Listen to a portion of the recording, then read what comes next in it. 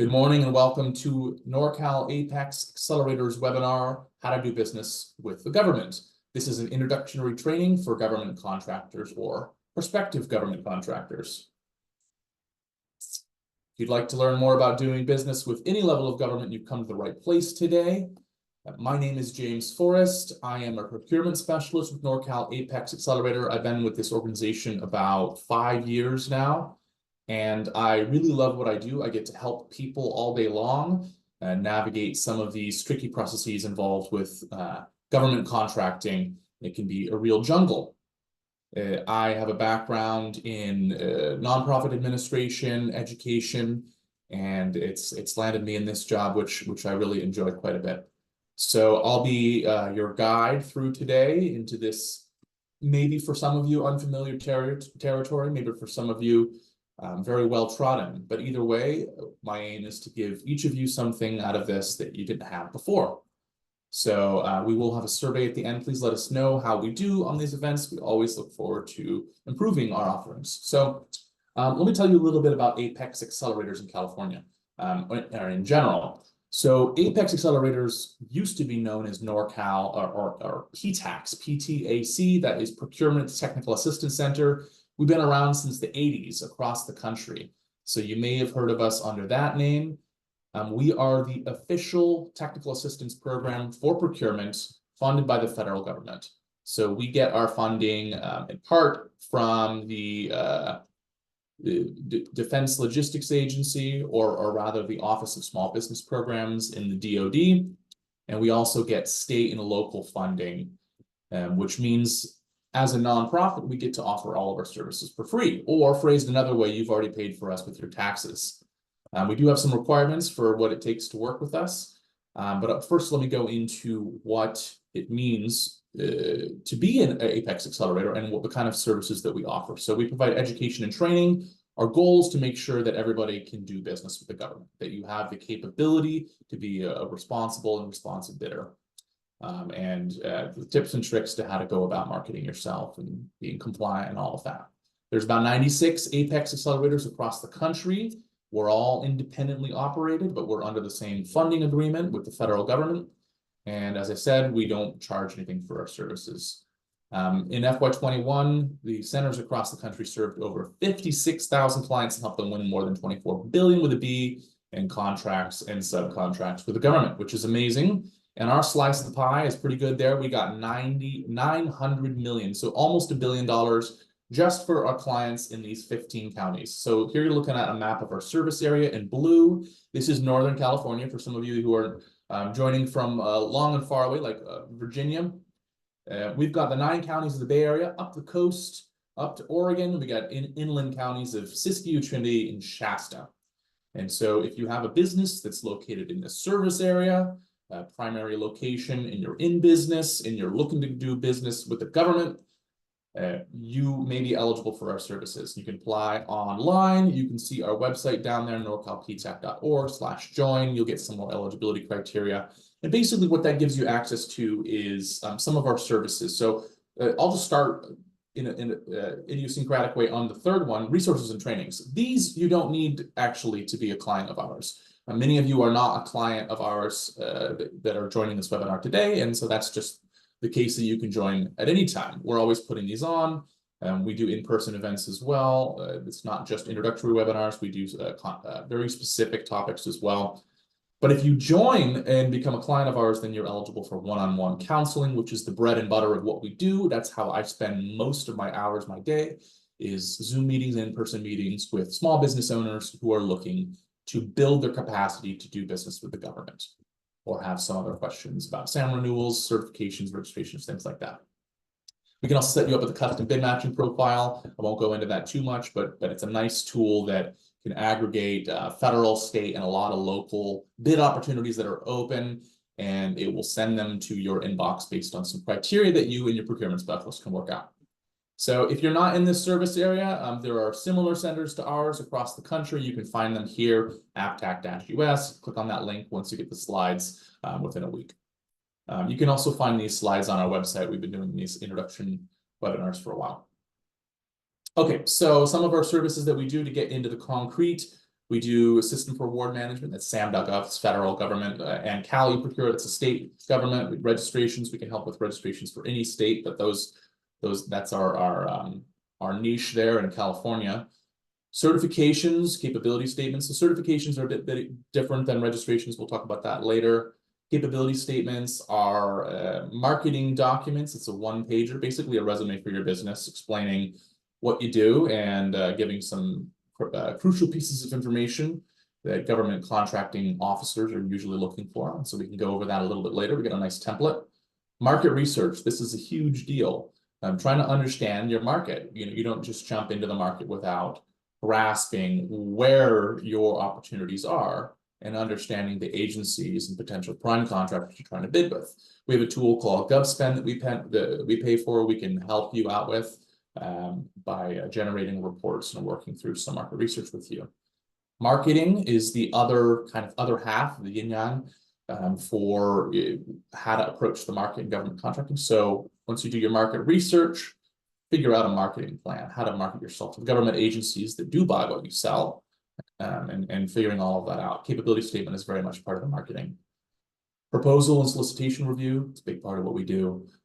Some of these proposals are hundreds of pages long, 140 pages long. It's not uncommon, especially for the federal government. Trying to figure out how to cut through the fluff and understand what's really there, what you need to do. And then when you're putting solicitations together, it can help with that. Post-award support, so once you win a contract, how to stay compliant, how to do the reporting requirements, connecting with primes, if you want to do a subcontract, or if you're a prime contractor, how to find subs. We can help with those things. Multiple award schedules like the GSA with the federal government, as well as California multiple award schedule. It's contract vehicles where they can buy a lot of different things under one agreement. SBIR, STTR, that's small business innovation grants. We can help with. We can't help out with any other grants other than that. That's pretty much it, because it's so specific to procurement and anything related to federal, state, local, tribal government contracting. So it's pretty broad. So let's jump in today. So our agenda is going to cover a number of topics, all related to introductory government contracting. First of all, of course, what is government contracting? We'll go over that. How to determine if selling to the government is right for you. It's not right for everybody. In fact, most small business owners should not be thinking about government contracting. But if you are in the right field, it can be very helpful. How to get started once you've determined that it's right for you. How to market to the government. Where to find bid opportunities. And finally, your steps for success. We're not going to dig too deep into these. The idea is to give you kind of an orientation, and then we can direct you towards lots of other resources. And please get in touch with us if you have any questions. And just as a reminder, you can enter your questions that you have about the presentation into the Q&A as we go. And I will get to them at the end. So what is government contracting? First of all, what's a government? A government, I mean, I think we all have an intuitive understanding of what a government is. It's a tax-funded entity. It helps run society, has its administrative body. Governments are the ones that are in charge of making sure that roads get paved and systems work, unemployment insurance is paid out, things like that. So oftentimes when they need something, they need supplies, they want to make sure, for instance, that a bridge gets repaired. Or fires get put out, or public parks stay clean and open, then they're not going to do it themselves as commonly anymore. They won't do it with government employees, although that does of course happen. The federal government is one of the biggest employers in the world, but a lot of what they do is contracting out supplies and services to private entities. And so, for instance, when they need a bridge repaired, they're not going to hire employees on as contractor. They're not going to hire construction employees and train them up. They're going to entrust a company, a private company with that is proficient in construction, to do that public works project. And then that company is going to hire subcontractors and things like that in order to make the job done. So there's a contractual relationship between the government and a private entity, and that's what we're talking about today. We're also talking about subcontracting, which is when that prime contractor who wins that contract will subcontract out to other, usually smaller companies as well. So we have some images here that are examples of different fields where the government does a lot of procurement, especially on the top. We're looking at construction, as I mentioned, janitorial. So think about all the office buildings, all the locations on every level of government, not just federal, city hall, counties, the county jail, all kinds of janitorial that all needs cleaning. Fires need to be put out, wildfires, things like that. Forest Service does a lot of fire prevention and fire response work, all the office supplies across all these locations, and then some less commonly, but still procured things in the government marketplace. Agencies need to move offices fairly frequently. So there's opportunities for moving services. You got to be in the right place at the right time, be well positioned, but it does happen. If you are a wholesaler of pet food or a manufacturer, you do treats, dog collars, things like that, you may think there's no opportunity, but there's canine units, there's things like that where the police departments have animals. There's public dog shelters, things like that. If you grow food, you might have opportunity with the USDA. You might have opportunity getting a contract with a commissary on a military base, something like that. And believe it or not, the government even rents goats for grazing, for noxious weed control, things like that, where it's better for a number of reasons to have ungulates controlling the vegetation rather than someone with a weed whacker. So just to give you an idea, to dive in a little deeper, some industries are commonly procured in government contracting, and some are not so much. So if you're in public works, A&E construction, very clear. If you're professional services, so that's consulting, scientific evaluations, things like that, very common. Office supplies, as I mentioned, janitorial. IT is a huge one, of course. Think about all the softwares, IT services, IT support, of course, accessories and computers, laptops that the governments need in order to run themselves and to run society, databases, things like that. Huge category. Medical suppliers, technology, transportation, logistics. I saw someone who has a trucking company in this webinar today, very common. Fire suppression services, and of course, defense is a big one on the federal government level. Less common. So we kind of want to steer you away if you're in this industry. Plenty of money to be made elsewhere, but anything federally illegal, for instance, cannabis is a big one. We get a lot of inquiries about. Not really going to find a lot of opportunities if you're in the cannabis field at this point. Restaurants. Now, there can be restaurants. You can win a contract to open a restaurant on a Navy base, for instance. But that'd be opening up a new location. Generally, if you've got a brick and mortar restaurant on Main Street, this is not your bread and butter. If you do catering, there may be some events, but it should not probably be a central part of your business plan. Bars, even less so. The government doesn't spend a lot of money on alcohol. You have to keep in mind we're paying with taxpayer dollars here. And they have a responsibility towards the American taxpayer to be ideally frugal and to be judicious with the way they spend their money. So same thing with entertainment, well-being, holistic health. Nothing wrong with these categories. We all love them. Just for government contracting, it's pretty down to business. So you don't see a lot of clothing retailers. There may be wholesalers, uniform services, and things like that, of course. But retailers, not so much. Retail industry in general is not really a big one for government contracting. And then luxury items. Again, we're paying with taxpayer dollars here. So you think that kind of tight belt mentality and you kind of get the gist of it. That being said, if we just take one location within one agency within one state. So California CDCR runs Pelican Bay State Prison. Here is a partial list of the things that they need to procure from private parties in order to make Pelican Bay State Prison operate on a daily basis. So I'm obviously not going to read all of these out, but they need courier services, they need feeding supplies, photocopy paper, interpreters, SAT services, of course, housekeeping, they need IT to run things, water testing, USDA foods. It's really everything that it takes to run a small city. And this is not the whole state of California. This is just one location and one agency. So finding where the opportunity is going to be your task as a government contractor, and we can help with that. So, the recipe for success. First question you want to ask yourself is, are you ready for government contracting? Let's say you determine you're in one of the fields where there is opportunity, or you have a lead that says that even if it's less common, you have some opportunity there. That still doesn't mean you should go into government contracting. So you might need to do some preparation first. So first of all, are you an established business? Usually this means having articles of organization, having articles of incorporation being set up, business license, bank account, maybe website. You should have a business plan that has some room for government contracting in there. And these first two items especially, you can get assistance from the SBDC, that's the Small Business Development Center. They're really great folks. They're kind of a partner program of ours. They're funded from the SBA, and they help with general business assistance, startup, figuring out loans and financing, all of that sort of basic business administration stuff that we do not do. So we can focus our expertise on procurement specific items. Financial stability, so that could mean having loans and financing. It could mean having a history of sales like we're talking about here. These two items kind of go well together.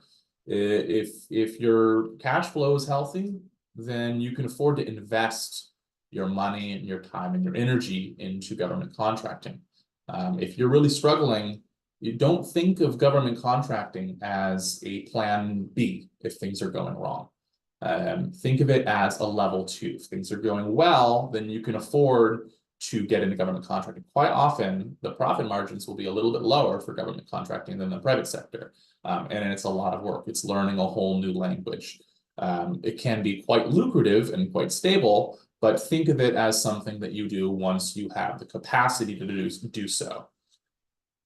Past performance is really important. And the reason past performance is important is not just financial stability, which I mentioned, but you want to convince the government agencies that you're going after work with that you are trustable, that you are trustworthy, that you can do the kind of contract that you're telling them you do.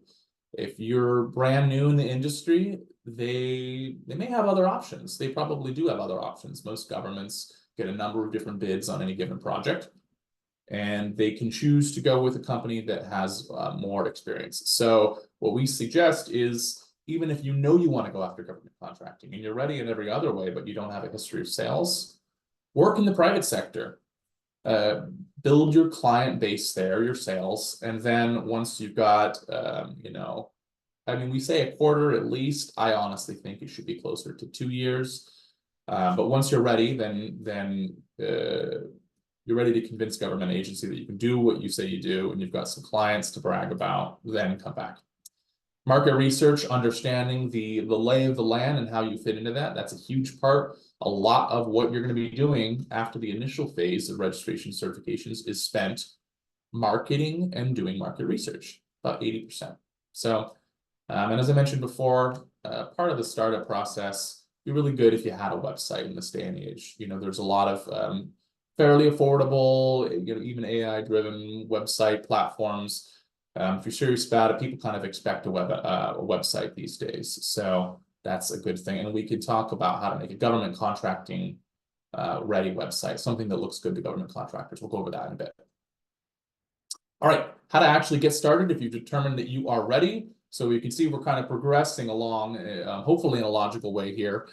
First, apply for us. We're not the only center in the country. There's 96 of us, and we're all pretty helpful folks. So if you want to apply for our services and get one-on-one counseling, we really love helping people out, and we will hold your hand through a lot of these processes and assign you a dedicated point of contact. And so if you're in our service area, you can apply for us. If you're not, go ahead and find your local APEX Accelerator. You can just use your web browser, type in Nevada APEX Accelerator, or something like that if you're in another state. Choose your NAICS codes. That's the North American Industry Classification System codes. These are codes that the federal government uses in order to classify different industries. So if you're doing business under a certain NAICS code, that's a clear way to communicate what you do to the government. And all solicitations on the federal level will have NAICS codes attached to them, explaining what kind of service that they're looking for, what kind of supplies. And then there's another, basically a different version of this, like a different language of it. It's called the UNSPSC codes. That's the United Nations Standard Product Service Codes. And these are used worldwide by a lot of different countries in the UN. But California, because we like to be a little bit different, we've chosen to use those instead of NAICS. So if you want to do business with California state agencies, you should choose UNSPSC codes. And it is a mouthful there, a little tongue twister. We can help you do all of this. Register and certify on caleprocure.gov. This is a procurement portal and a registration and a certification portal, kind of your one-stop shop for procurement on the California state level. And you register on sam.gov. That is the system for award management. Again, this is your one-stop shop for a lot of these things on the federal level. You will get 2 codes from this process. The first is the UEI. Don't stop when you get the UEI. If you get the UEI, that's nice, but does not mean you're ready to do business with the federal government. You've got to get the CAGE code as well, your commercial and governmental entity code, not just the unique entity ID. So again, we can help with that as well.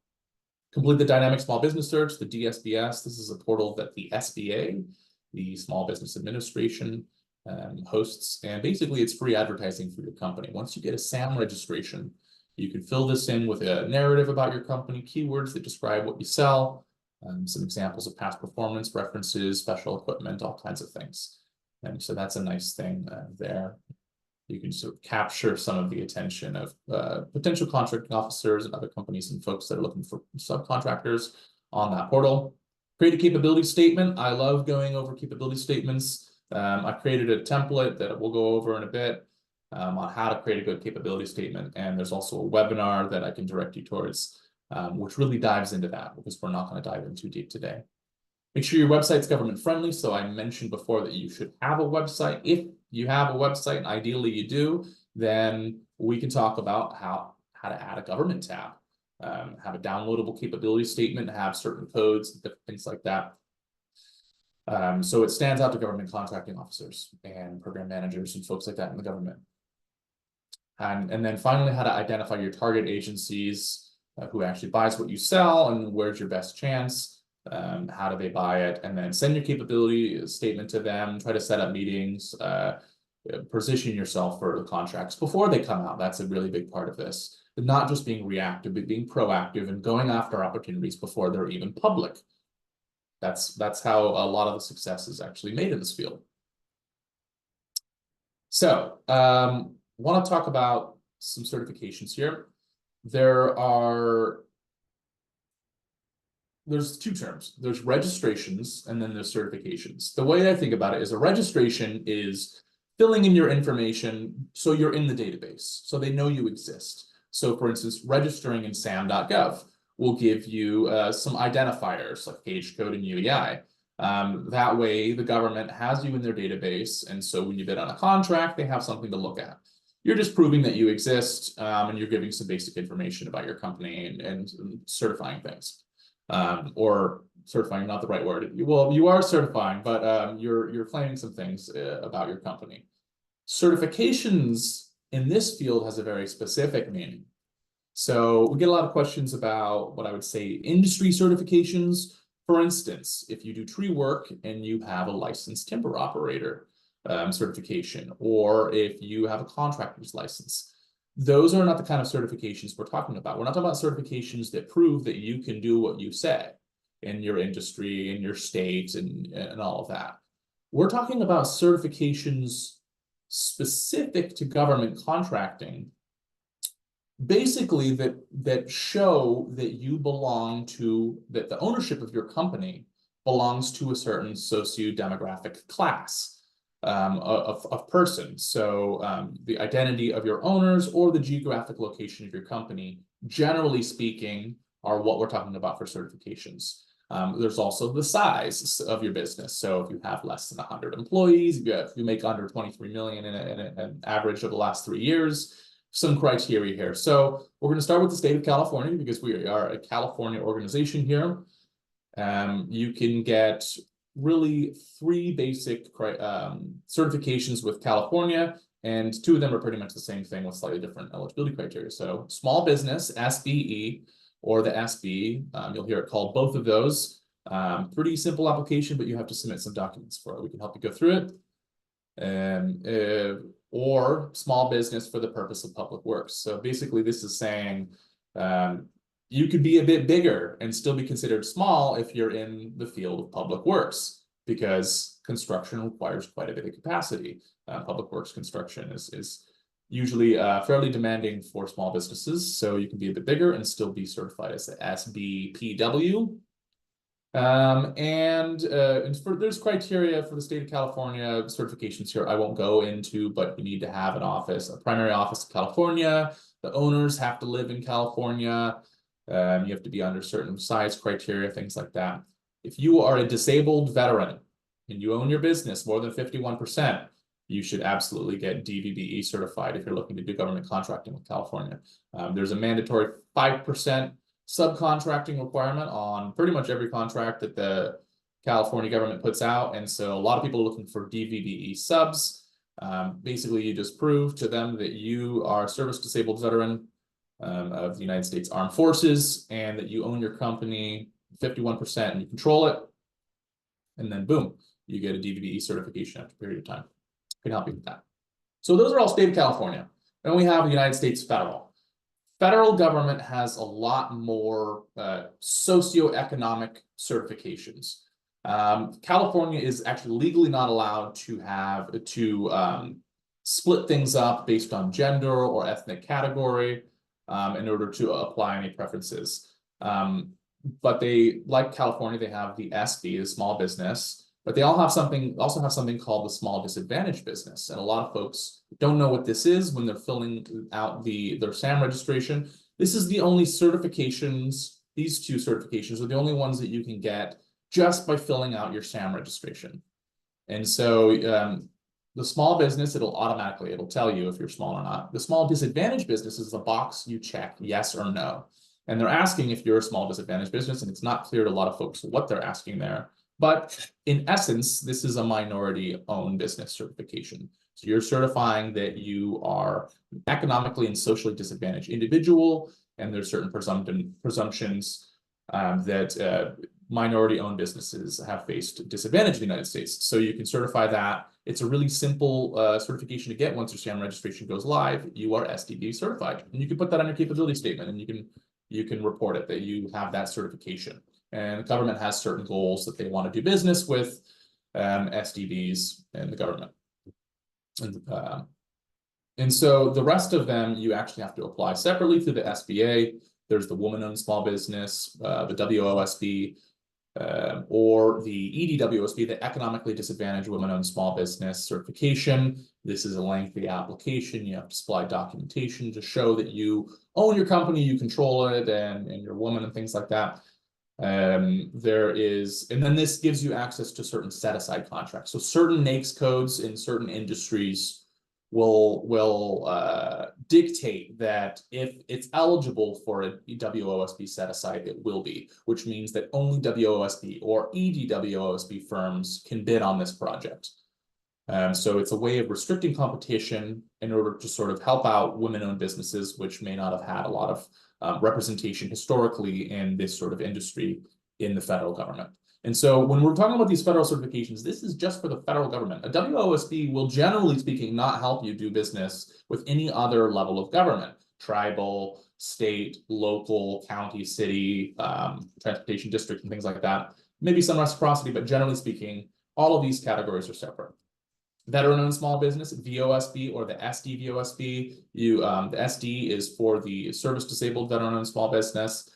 This used to be a self-certification. Now it is a SBA certification that you have to put together. We can help walk you through that. HubZone, this one's interesting because this is the only certification that doesn't have to do with the identity of the owner. It actually just has to do with where your business is located and where at least 35% of your employees reside. Certain regions of the United States have been deemed hub zones, historically underutilized business zones. And these are places where the government has determined that either there's a high rate of unemployment or that they just have not issued a lot of federal contracts to businesses located in these areas. And so they want to put their thumb on the scale a little bit to help the little guy out. So all of these socioeconomic certifications, the idea is to try to give a little bit of an extra preference to businesses that have not had as much success as other categories of business. There's the 8A Business Development Program. I mentioned the SDB before, there's 2 minority-owned certifications for the federal government. One is really simple to get, the SDB, and it can be helpful. The government has certain goals on how much business they want to do with SDBs. The 8A is kind of on the flip side. It's a pretty difficult certification to get. You should not even think about it unless you've been in business 2 years. You should already be doing government contracting on the federal level. You got to be ready to document disadvantage, and you should be pretty advanced if you're going into the 8A level.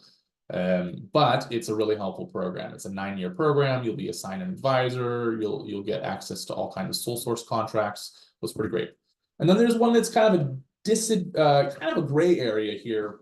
The DBE, basically the federal government mandates that every state has to have their own DBE program. It's a disadvantaged business enterprise program. And the specifics of it are that it applies to US Department of Transportation funded projects. So what's really common is the US DOT, instead of managing all the highway systems in the nation themselves, they will fund agencies like Caltrans, the California Department of Transportation, in order to maintain and build roads and highways. So Caltrans has a DBE program. California has a DBE program. And basically, they're always looking for DBE contractors and subcontractors to do work on US DOT funded transportation projects. So it's not just highways, it's also things like BART and other transportation districts. So the certification is fairly complicated. There's a site visit, there's different agencies you have to go through. Again, we can help with this as well. And just let folks know, one more reminder, if you have any questions, pop them in the chat, let me revise that. Pop that in the Q&A. It's a lot easier for me to follow in the Q&A if we have a bunch of questions. See, how are we doing on time? 10:35. Okay, hopefully I'll wrap this up in the next 10-15 minutes, and we'll have 10 minutes for questions. Local contracting. So the previous slide was talking about certifications, and I was talking about state government and federal government. Federal government is the biggest buyer in the world. It's a huge matter of procurement.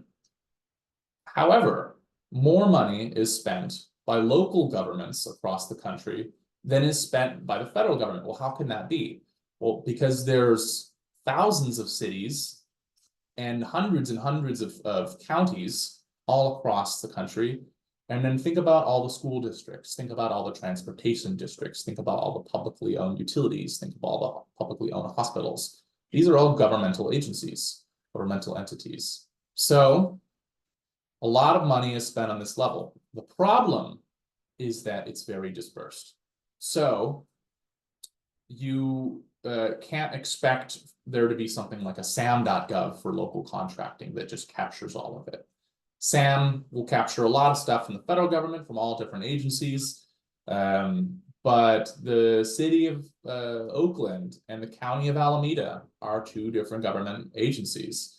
The city of San Francisco and the county of San Mateo and BART, those are all different agencies. So if you're trying to do business with one, all the work you do, marketing and market research and getting set up, maybe getting certifications like a local business enterprise, will not help you with one if you do it for the other. And finding bids on one agency's website will not particularly be applicable to another one. So what I say to folks is it's the wild, wild west in local contracting, because every town has their own sheriff. It's a different rule. So there's no one-stop shop for this. There's certain tools like our bid match tool and certain private paid platforms that can help you out aggregating a lot of these things, but you got to keep this in mind. Local contracting is a really great way. There's a lot of money being spent, and what I really love about it is that there's a lower threshold for entry. So it's easier to get a job doing lawn care maintenance with your local city than it is to do it with the federal government, where they probably have multi-year $1 million contracts, things like that for federal courthouses. So if you're trying to break into the government market, local is great. You just have to keep in mind that there's a lot of different agencies and they don't overlap a lot. This can help gain past performance, or it could be your end all be all. A lot of folks get into local contracting and that's how they make the money, and they don't need to go into state and federal. As I mentioned, they typically use their own procurement systems.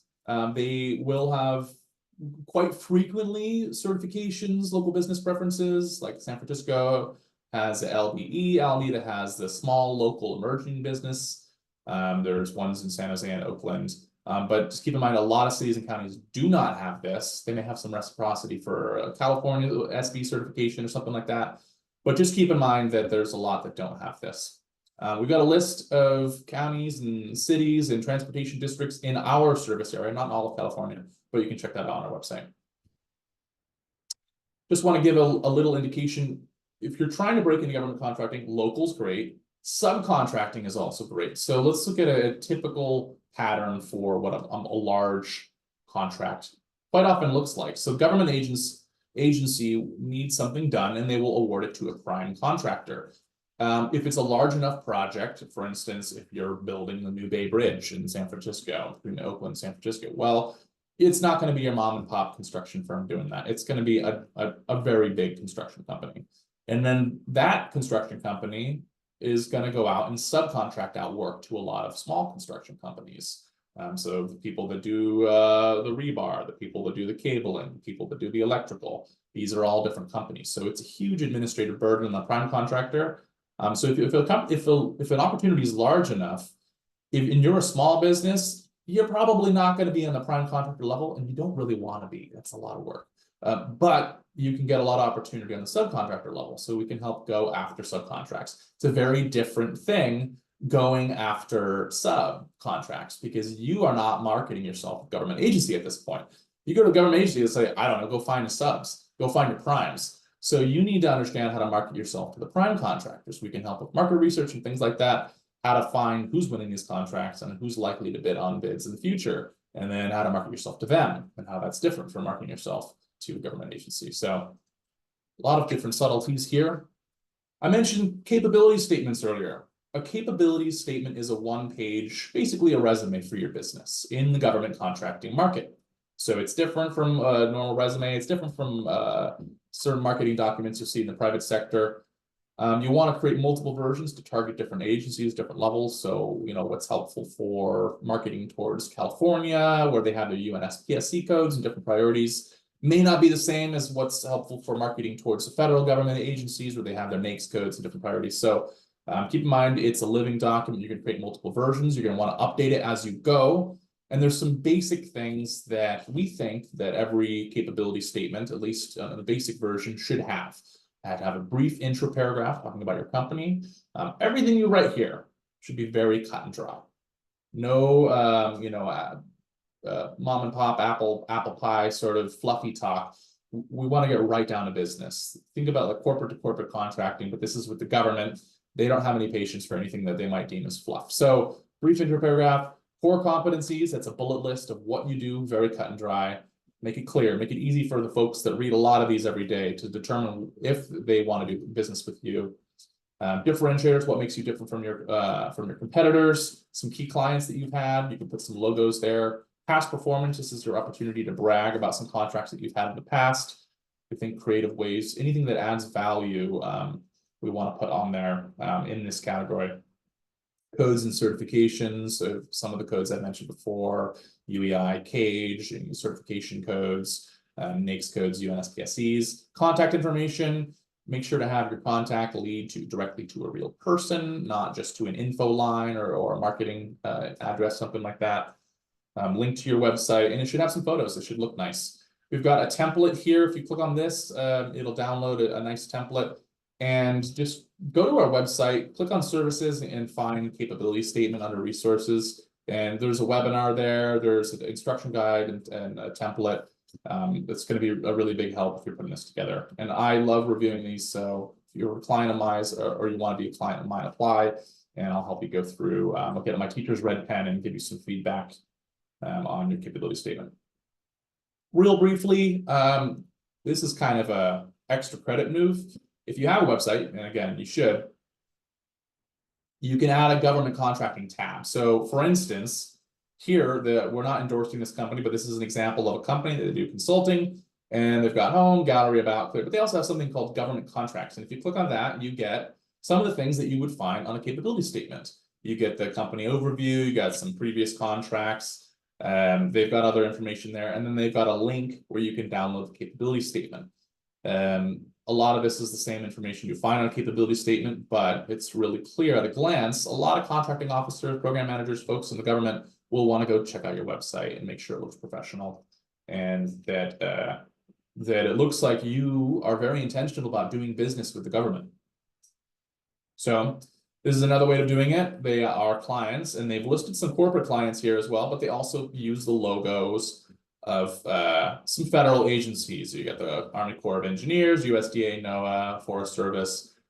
You don't want to use the logos of government agencies if you're implying they're your partner or they've approved of what you're saying or something like that. But if you clearly label it that these are folks that you've done business with, then they kind of look the other way, and you can use these logos. If you have a GSA contract, you definitely want to advertise that. I won't go into what that is, but it's a very nice thing to have if you are on that advanced level of contracting. And then they've got their NAICS codes. And what I like about this is they list them out nice and clear. They've got the number, it's a 6-digit code, but usually it's not computers or AI looking at your website, it's a human being. So we don't have all these memorized typically. So you have this description as well. And so they can see the code and what you do. And they're like, oh, great. Well, we are issuing a solicitation under public relations agencies, and this company has that right on their website. Mwah, beautiful. We'll just go ahead and file this away, and hopefully they'll bid on it. You can set up meetings and things like that. So as I mentioned, marketing is a really big part of what you're going to be doing in the government contracting sphere. Develop a marketing plan. We can help you with that. You got to target agencies or the prime contractors, other big companies who buy what you sell. And there's a lot of different ways to go about this. You've got to network and establish relationships. Again, government agencies, prime contractors, other small businesses. So it's not all just competitors. You can also team up with small businesses to sort of fill in each other's capabilities. Maybe one company has past performance and the other doesn't, but one company has the capabilities that the other maybe is lacking. You can team up to sort of smooth those things out and increase your chances of winning government contracts. We really, really strongly recommend attending events. This is a great way to meet primes, to meet agencies, to learn, to do all of these things all in one day. Expos, matchmakers, conferences, we're talking about virtual, online, but also in person. It's really great to be able to shake hands and meet people in person. Participate in trainings. You're doing a great job by coming here today. We've got a ton more trainings. A lot of different government agencies and nonprofits put on trainings related to government contracting. Always be in the student mindset. So you're always learning more. Never stop kind of investigating and opening your mind to new possibilities out there. There's small business representatives, small business liaisons, small business specialists on different levels of government whose entire job it is to connect with folks like you who can help them meet their small business goals for their agency. And then, as I mentioned before, the DSBS, Dynamic Small Business Search for the SBA, is a nice free marketing tool where you get to just sort of fill out a vendor profile, and if the people can take a look at for free online. Okay, we're getting towards the end here. I just want to sum up some things where to find bid opportunities. So this is, a lot of folks want to jump right into this. Okay, I've got my SAM registration. Now let's go to sam.gov and find contracting opportunities and bid on them. And you may have success doing that. A lot of folks do. It's not that kind of cookie cutter approach is not what we recommend relying on. Typically, you actually want to do some networking and marketing ahead of time so that when a solicitation comes out, the government agency is either aware of you or they may even have you in mind as being a potential contractor. So when you submit, it goes right to you. And I want to give this another big disclaimer here. A lot of opportunities you will never see online. You'll never see them posted anywhere. If they're under a certain threshold for various government levels, they don't need to post it online anymore. You won't find opportunities that are under $10,000 posted on sam.gov for open competition. It just won't really happen. So in order to get those, you have to pre-position. You have to be in the right place at the right time. You have to do your marketing and market research. However, there are, of course, a lot of government contracting is done just by doing public open bids. And there's a lot of different places where you can find these bids. On the local agencies, this is, again, it's a frustrating thing because each agency has a different way of hosting their bids. Sometimes they use a third-party platform like Planet Bids, Periscope BidSync, things like that, and they have a free version. It's a little bit confusing, but typically they'll have a website where they post those. Prime contractors will have websites as well where they post bids. They're looking for subs. Usually there's a registration process before you can bid on them. Usually for all of these, there's a registration process before you can bid on them. Cal eProcure, again, the state of California, they call them events. And we're not talking about networking events, we're talking about bids, but they call them events. So you can find those open ones on there. SAM.gov, again, that's a system for award management, contract opportunities. You'll see a ton of information on there. You can search for using keywords and NAICS and different things like that. Acquisition.gov has procurement forecasts. So a lot of different agencies will say what they expect to purchase and when they expect to purchase it in the next fiscal year. You may find opportunities through local associations like builders exchanges. And as I mentioned earlier in the presentation, we can help you out with a bid match service that will aggregate a lot of federal, most state, and then a lot of local, not all of it, but a lot of local. Okay, we're gonna wrap things up so we have some time for questions here. Summarizing, there are 10 steps for success that we want to go over. First, as I mentioned, determine if you're ready for government contracting. It's not for everybody. It can be very lucrative. It can end up being your major business model, but you have to think critically whether it is worth your time, whether you are likely to have success, both because of your industry and because of where you are in the stage of your business. And if you are right, then we'll go through the rest of the steps if you are right for this industry. If you have some questions about that, feel free to apply for us. We will help determine, we want you to spend your time in a way that makes most sense for you. And if it's not government contracting, then we'll have that conversation. But we love to help and support folks. So please apply for us. Doesn't cost anything. Just got to jump through a couple hoops in terms of applying. Complete the getting started checklist that I went over earlier. You can find that on our website under services. Get certified. So that's a broad statement. What does that mean? Well, all the certifications that I went through before, look through, determine if you're eligible for any of them. If you're trying to do business with that level of government, for instance, if you're a woman-owned small business and you're trying to go after federal contracts that are eligible under that NAICS code that you do business in for WOSB set-asides, well, then you might want to look into getting the WOSB certification, and we can help you with that. Create your capability statement. Again, I love working on these. We have a template. Take a look on our website. It's an important part of your marketing repertoire. Update your website, put the government contracting tab on there, make it look good for contractors. Network, build relationships, and market your business. And this, if I had to pick one thing that people undervalue or they misunderstand or they don't think about enough when they're going into the market, it's this. This is a lot of work. This is going to be 80% of the time you spent after the initial phase of setup. Is trying to do all of this. Of course, finding bid opportunities, local bid opportunities, or not local bid opportunities, open bid opportunities, or upcoming ones. A lot of different ways you can go about that. And you're going to bid on them. And chances are you're going to get outbid, or you're going to forget to cross your T or dot your I, and your bid will be thrown out first time.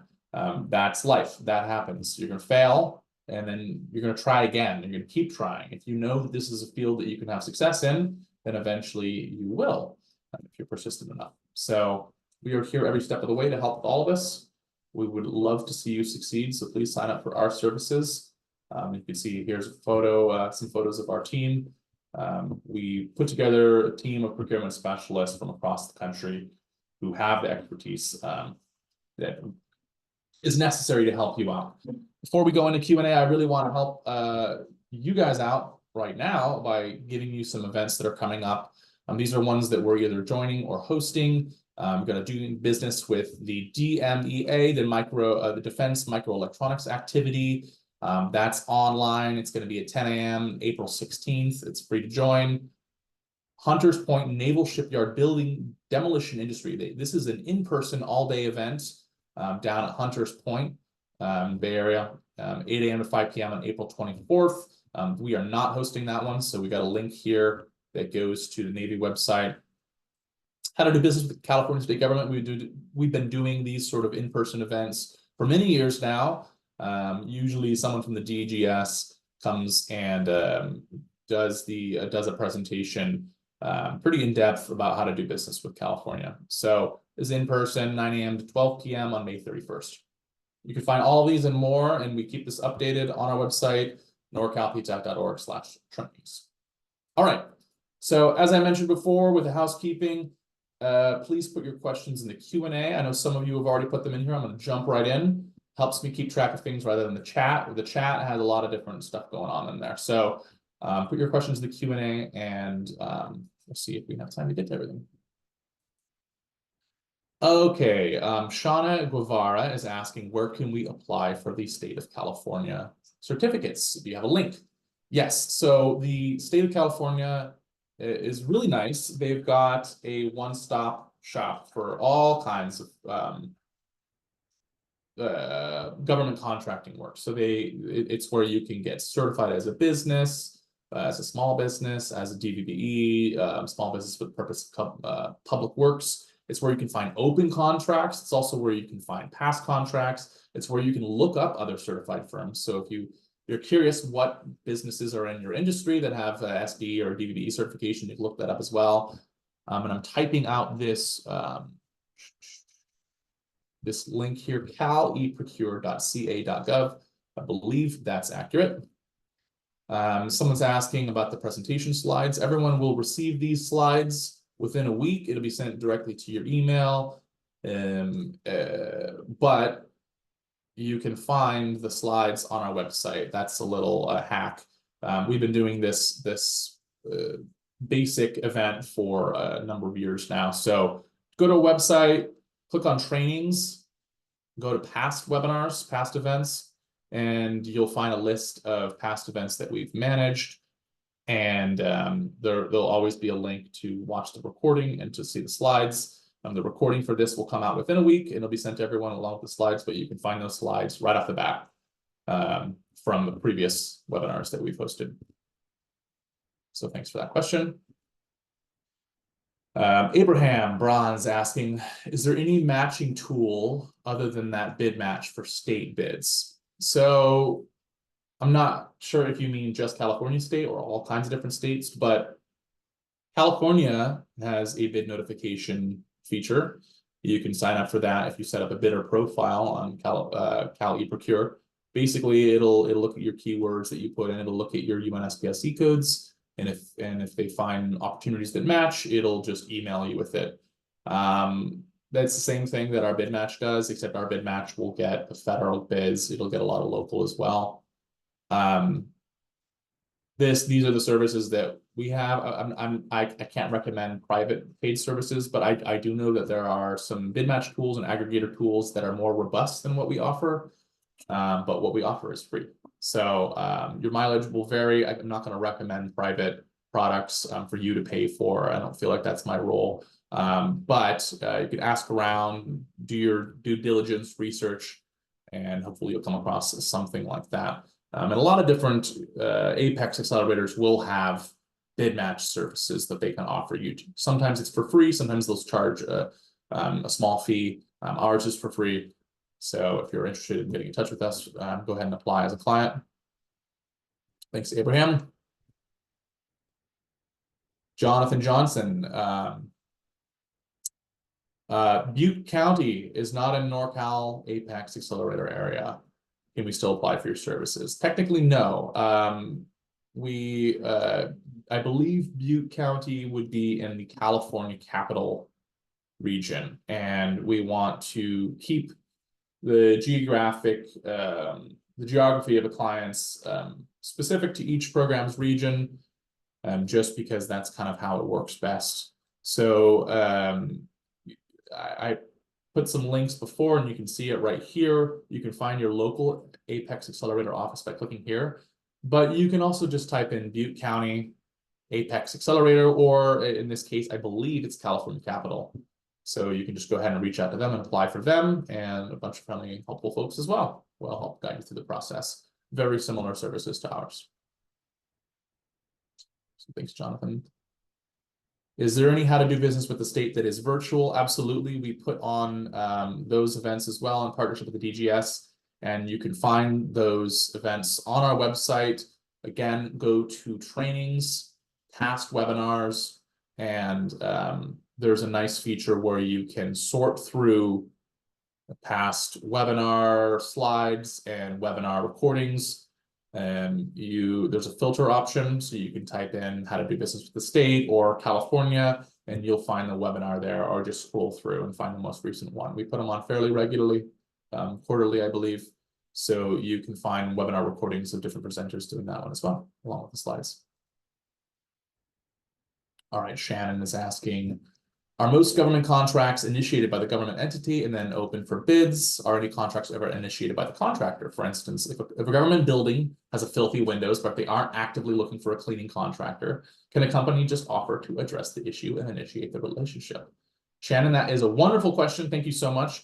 Most government contracts are initiated by the government. They do their best to anticipate what it is they need in the next fiscal year, and they plan it out with the budget and everything like that. However, unsolicited proposals are definitely a thing. It happens all the time.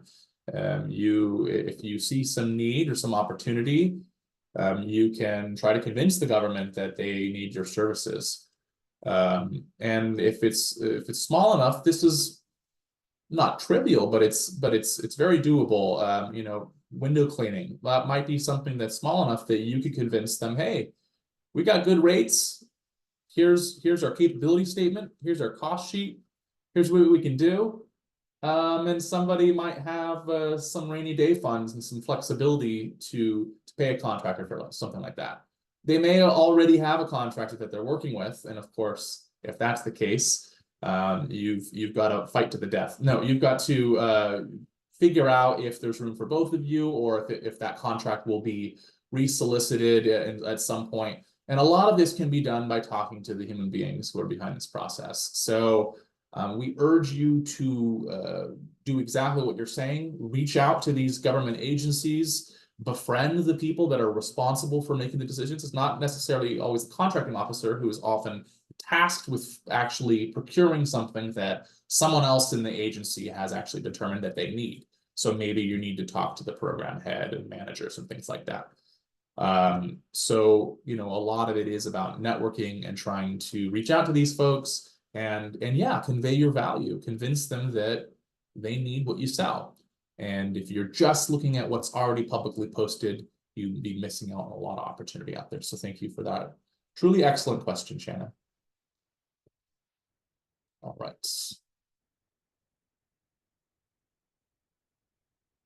All right, so I don't see any other questions here. Anybody have any last minute questions before we adjourn? We are 1 minute over, so I'm gonna go ahead and say, since there's nothing there yet, we'll call it. Well, thank you so much, everyone. This is always a pleasure. Please reach out to us, apply on our website. And what you can do right now today is when you leave this webinar, it's going to guide you to a survey. If you just fill that survey out, it takes a minute or two. Let us know what you thought of the webinar today. We enjoy putting these on and we enjoy making them better. So we are very much of that growth mindset of wanting to improve our services. We hope to see you as a client. We hope to see you in future webinars. And thanks for joining today.